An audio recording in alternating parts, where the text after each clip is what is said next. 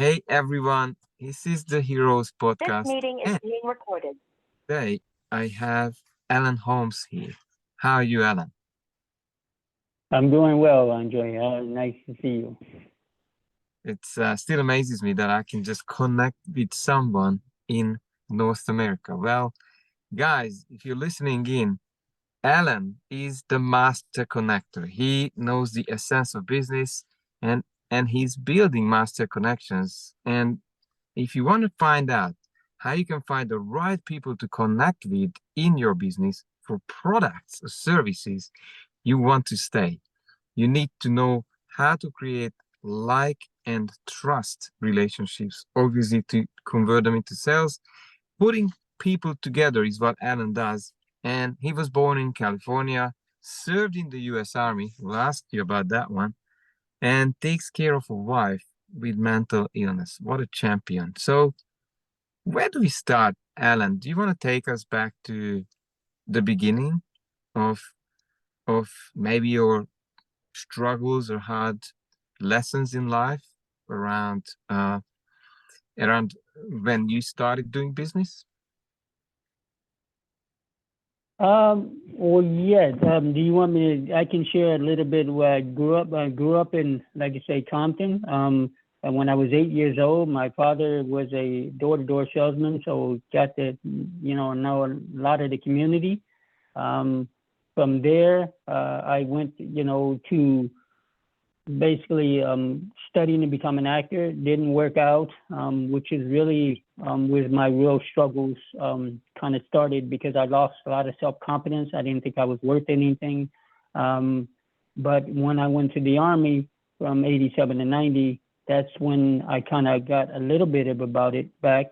But 3 days before I was supposed to get out of the military, I know my unit was deployed to take care of some very sensitive things. I got honorably discharged, but I was very kind of felt depressed. I felt that I shouldn't leave, get out of the military when there was so much going on. But my commander told me that I needed to not just focus on taking care of veterans.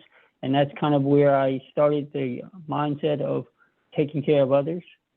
So I got out and just immediately went into various different jobs that helped me kind of figure out where I was going in life. Wow. And if you could take us back to maybe, you mentioned that really hit my ears. You mentioned you lost self-worth, self-confidence, and you said the army helped you to sort of patch yourself up. How how, how Yes. did that happen? Like I understand this actor career did not work out. Uh, so did you have voices in your head? Did you feel that perhaps I'm not worth it?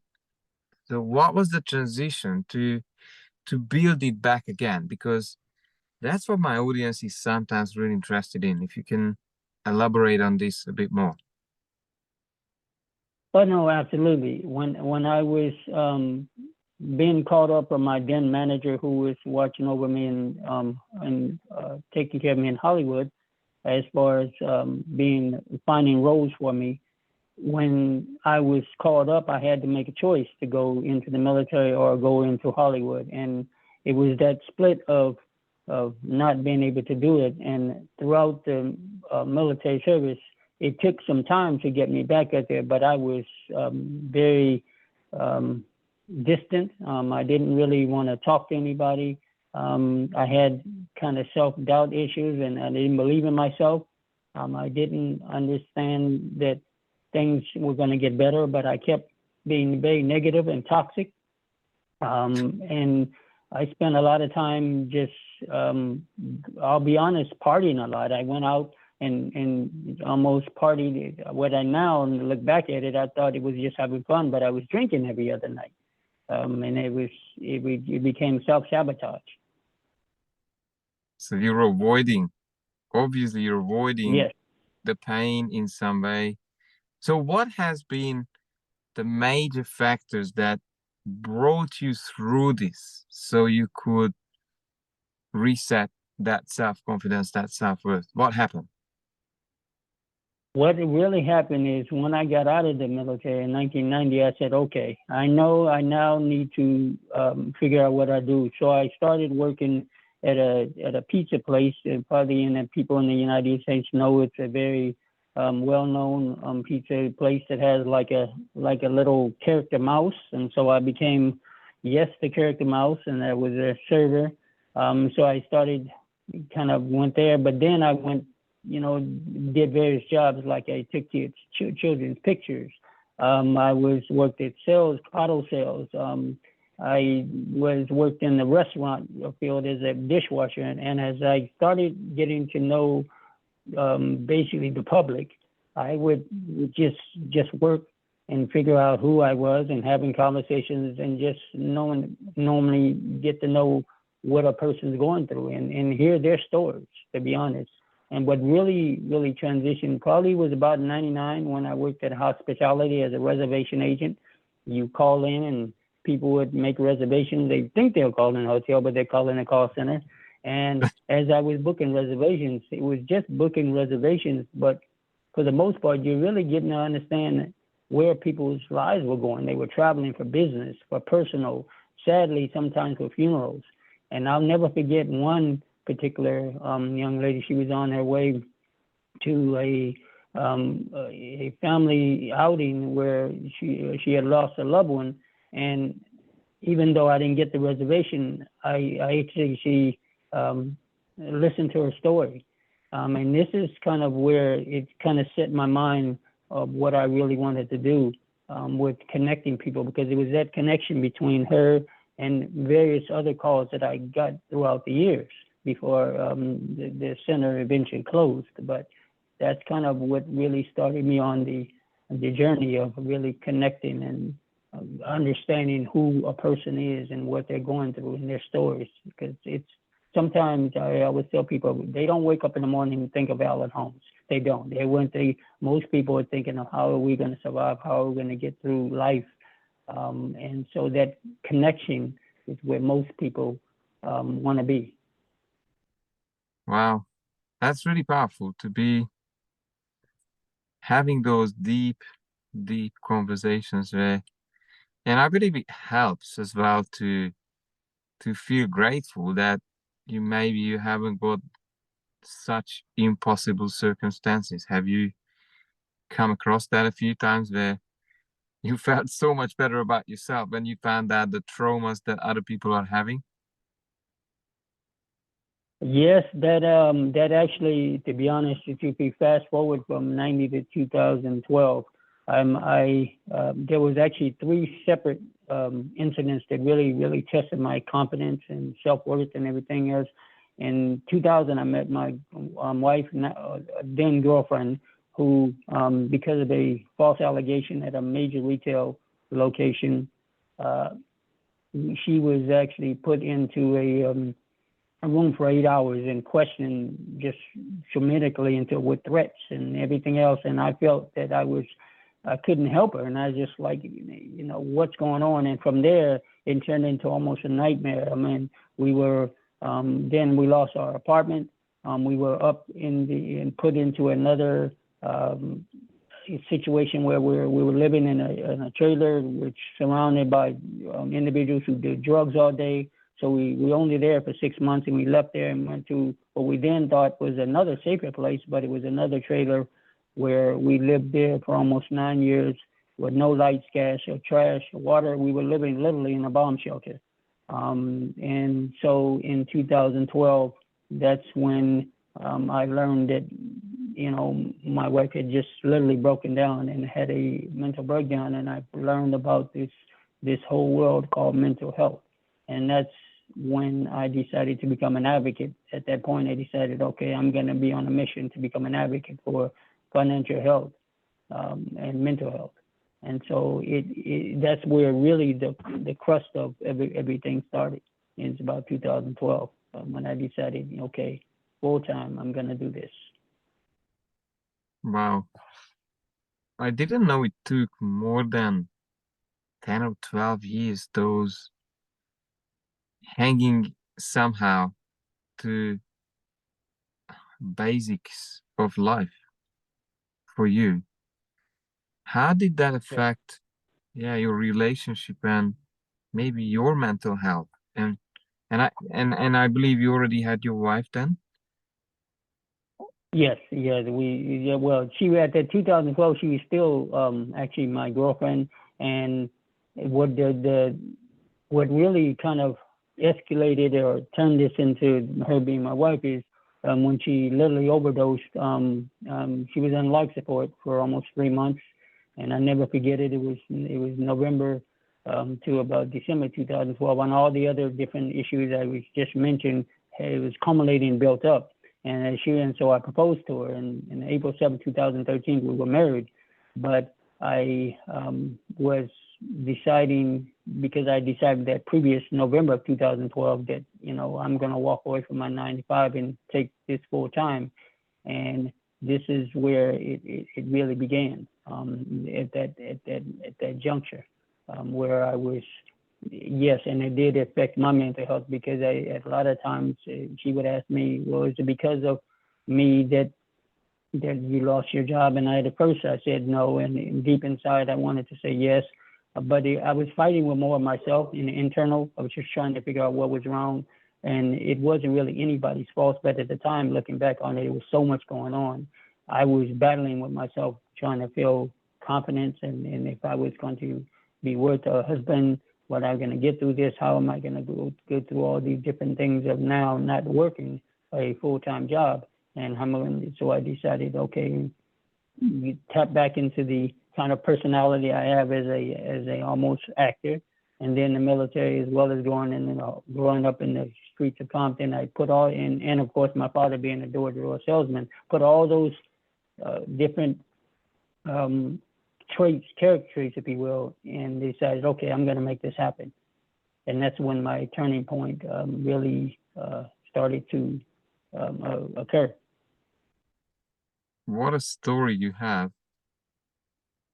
So how did you add these? Because this is classical, right? Most business owners today, they find themselves in the previous things that happened, and maybe the skills that they picked up becomes their brand. So how was the process of clarifying, putting together all of these things, that how you serve people today? Oh, absolutely. It was somewhere about 2000, and please forgive me to get into order, trying to remember things, but it's probably about 2014, 15. I was actually with a young lady, a friend of mine, who is her name is Jacqueline Flowers, and hopefully she's out there somewhere. And we were sitting at a coffee shop with my wife and I, and she said, "You're not an expert, you're not a consultant. I know you over the years you've done," because at that point I had probably done over 100 different affiliated network direct selling. My hands was everything. You know what they say, the shiny object? Yes, I was a shiny object. Yeah. And she said, "You're not an expert, you're a consultant, you're a master connector." And I said, well, and it didn't really click the first time. I said, well, really? And then a couple months later, I was at an event, and a gentleman looked at my table, saw all my different offers and resources at the time, and he said, well, you have various different ones. They don't make sense. They're just all over the place. And even though somebody directly across me had the same type of service, I literally took him over by the hand and took him over and said, okay, this gentleman is a better fit for you. And they kind of looked, he said, you know what you just humanized the connecting of the master connectors, being a master connector. I said, okay, that's the second time I heard this. And then when the third time I heard and it finalized is when a few years later, when I was at another event, and I was just putting together different resources, and someone asked me for access to some funding, and which I didn't do, but someone else did. And so I said, okay, third time's the charm.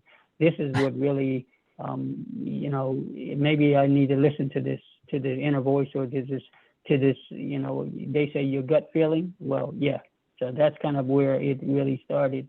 And so it escalated from there, where I'm just now just living a life of just collaborating, connecting, and networking.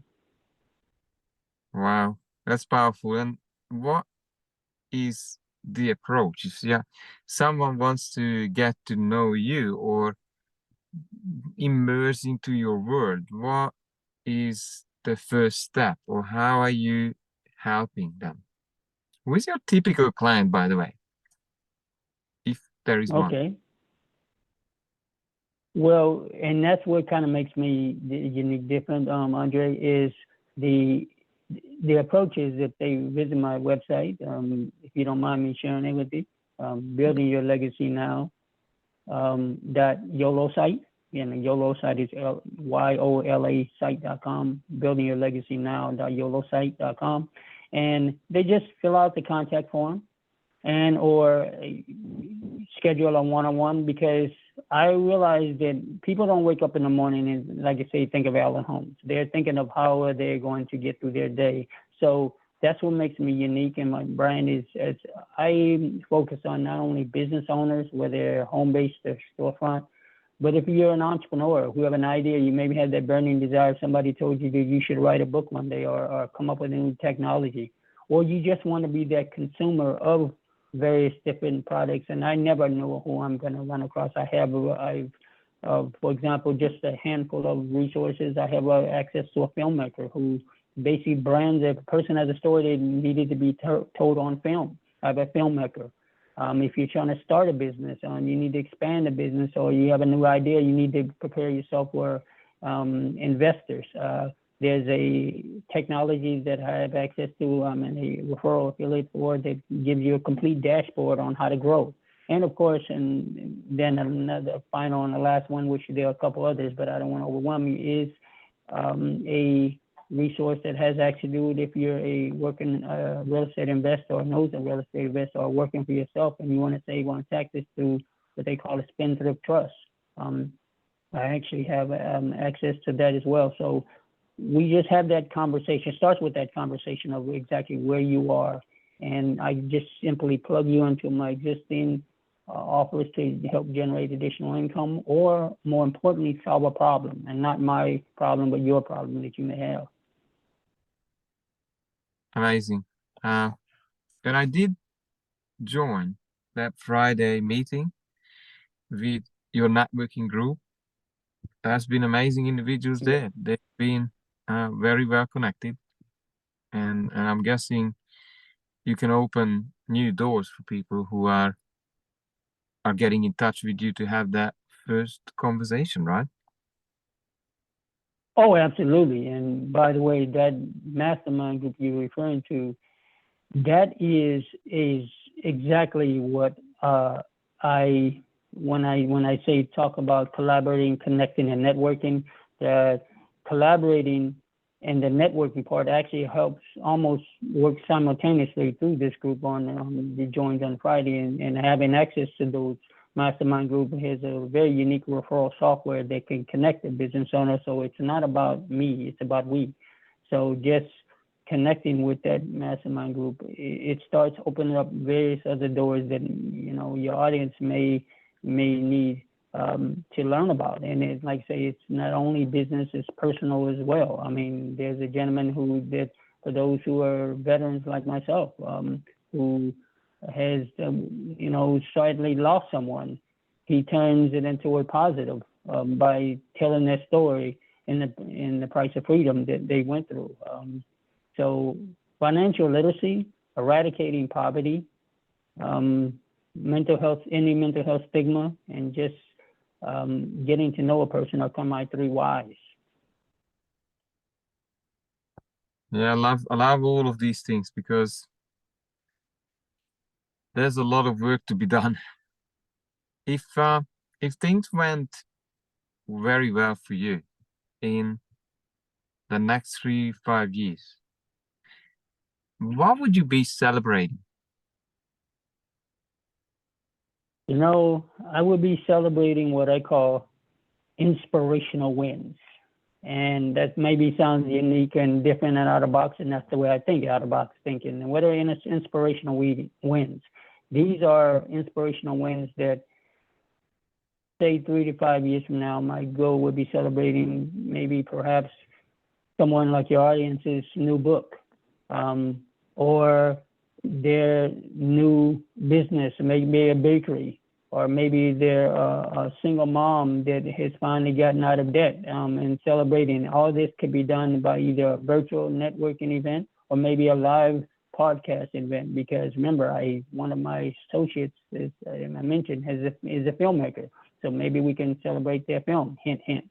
I mean, just individuals who are looking to say, I'm sick and tired of being sick and tired, and they want to celebrate their life and their goals and their ideas and everything else.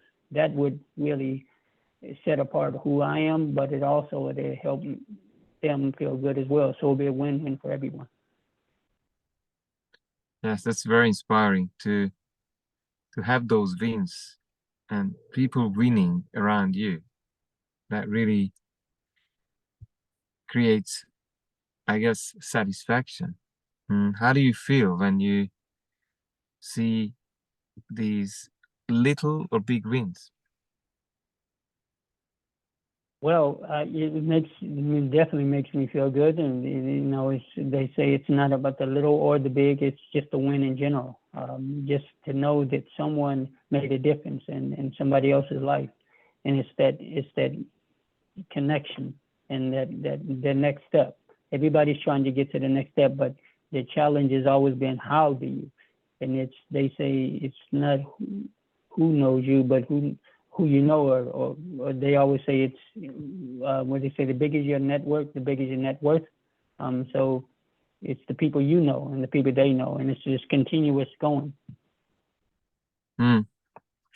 What would you say you are doing different than, let's say, like your team? If someone is keen to get in touch, what are you unique about, or what makes you unique? Your approach. Oh, I'm glad you asked, Andre. What makes me unique is, first and foremost, when I talk to someone, anybody says, and they know that I have a very, very strange sense of humor, and they say, I always let people know that, hey, I'm a Leo. What you see right here on this interview is what you'll see get when you talk to me. I realize that let's just have that conversation. It's not about selling you on something. There, people will say, well, there's a lot of information on there. I say, well, if you go to my site, and they say, well, it's like going to a restaurant. You don't eat everything on the restaurant's menu. Your stomach will hurt. You tell me what you see. If what's on there is you don't like, or you don't understand, it may not be about what's on. We may have that take off my Master Connectors hat and put on the collaborators hat, or the network, or the destiny coach. I think they have different titles, but bottom line is I will then introduce you to maybe potentially my competitor. People say, well, whoa. And I don't believe in competition. I believe in collaboration. So if someone, for example, needs additional revenue, or they're looking for raising money for something, and I don't have that access, I'll introduce you to my circle. And that's what makes me different. A lot of times, business owners or individuals of huge projects will, if you don't fit into their mode, then it's just, thank you for your time, and I'll see you next time, or maybe I won't see you next time. Or for me, I won't be able to help everyone. I'll be completely transparent up front. But if I can help with that one little spark, just that one little sentence or paragraph, or that aha moment that I hear, I say, oh, okay, I know who you should talk to. And that's what makes me different. Is my goal is to personalize and to humanize your experience with connecting with me, versus just, oh, well, okay, he's about to sell me something. No, and even if somebody asks me something, are you trying to sell me something? Well, do you want to be sold to? So that's kind of sense of humor I have there. And it's like, no, if you're not really, how can I help you? Yes, I'm trying to feed my family and put food. I don't want to mislead you. But if it's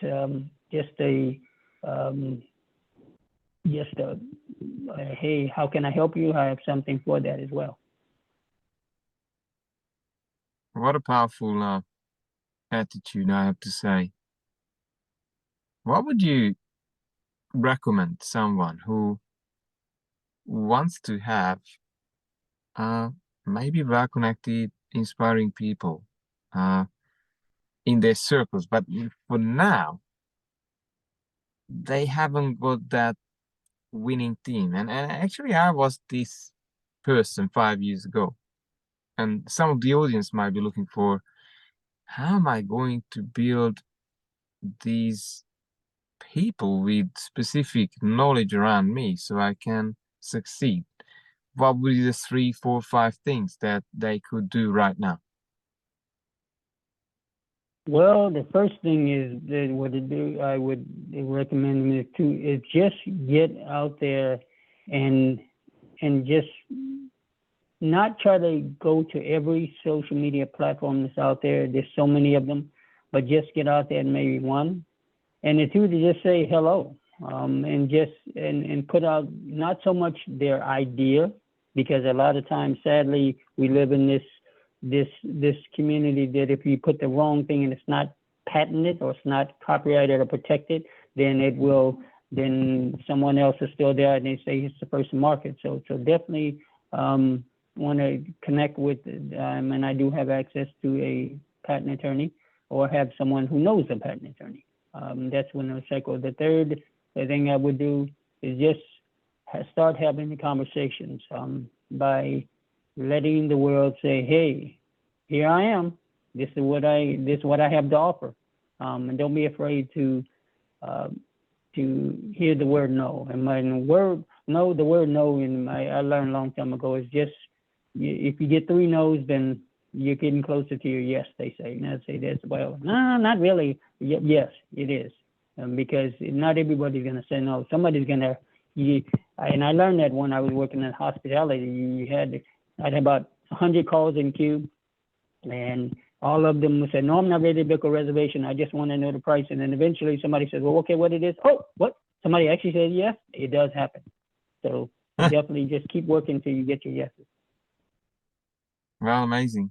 Tell me, Alan, what is there anything I haven't asked today that you wanted to share before Well, yeah, finishing up? I would definitely like to. Yeah, I'd definitely like to share the free offer. It's kind of dovetailing on your last question about anything you want to how to start. Is take me up on my free offer. I actually have a free virtual business card that there's so many different ways to introduce yourself, as I mentioned. However, a unique way is through a virtual business card that I can show you how to get for absolutely no cost, and that can start your journey, because everyone that I know that are, I'm gonna age myself, I'm a Generation X, but the millennials and the Gen Zs, they know how to share on social media and different platforms, and this virtual business card is, get a hold of me, I'll show you how to get for free, and that's where you can start your journey. Because one of the technology tools is every time somebody clicks on this particular virtual card, you'll know it. And so you'll be able to have that conversation. Somebody clicks on it 2 or 3 times, there's something of interest that they may just need what you know, whether it's a business, a product, an idea, a service, or your next alliance partner. I love it. I never heard this interactive online business card. It's new for me. So probably there's more to learn from you. Guys, you've heard the Master Connector. I mean, he will open the doors. I urge you to reach out to Alan. The link will be under the video, and don't hold back to make it happen for you, because I believe connections and your team is the key to the next level results. Is there any last one gold nugget for us, Alan, before we say goodbye? Absolutely. Uh, Joel Hawk is a good associate of mine and business associate. I met him on social media. Never met him in person, but he's an amazing soul. And he always told me, leave a person better than you found them. So I implore and I want to leave you better than I found you. All your audience, never give up on your dreams, and live your life as if your bliss determined it. Living your life and your purpose. Beautiful. Alan, thank you very much for your time. And Thank see you. you next time. In I hope one day in real face to face. Take care. Thank you.